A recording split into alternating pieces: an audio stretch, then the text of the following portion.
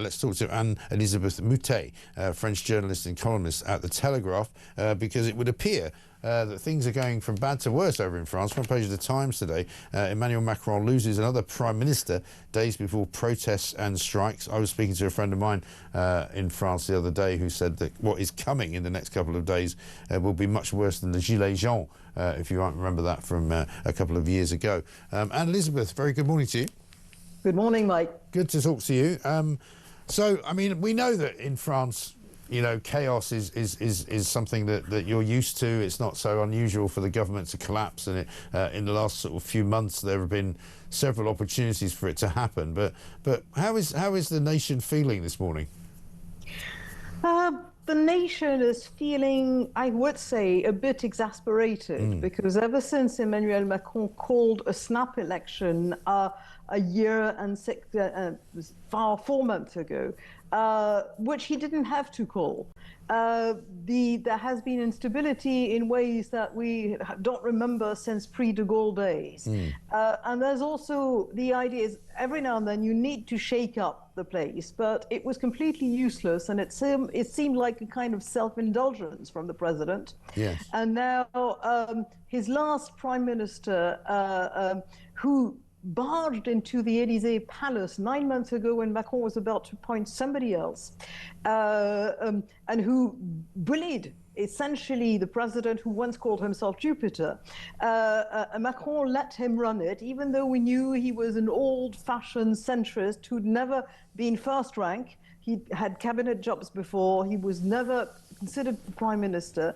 And we've basically wasted 9 more months in a country that can't afford it because our debt is still higher and higher. We are now a worse economy than Italy, and that is worrisome. Yes, indeed. And as far as the sort of demonstrations and a general strike that is coming, what effect is that going to have on not just France, but on people who are trying to travel through France or fly over it or anything like that? We've got 2 days of, quote, action, which are more days of inaction.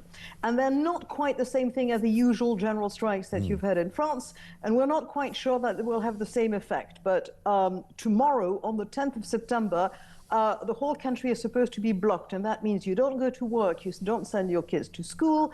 And there are lots of activists, we've seen many of those activists in recent months and years, are going to do things to basically mess things up further. For instance, leaving unattended packages in as many sort of examples of public transport as they can find, which of course would hold down everything for safety reasons. They said that they would lie down on the tracks. And what's very interesting is the people who now say this are left-wingers, the usual suspects, but the whole thing started almost, a month ago during the holidays, and it was a hard right thing. You just quoted the Gilets jaunes, you're absolutely right. The Gilets jaunes were not especially leftist, they were just tired and they wanted different things. So you've got this kind of horseshoe thing in which the hard left and the hard right get together and say, we're going to stop absolutely everything and we'll do it again next week. And what they expect, we don't know. We know what the hard left want. The hard left and Jean-Luc Mélenchon, their leader, have said, we want insurrection. And that's understandable because they pull about 20% of the vote and they'll never get to power otherwise. But if you bring a government to fall, and if you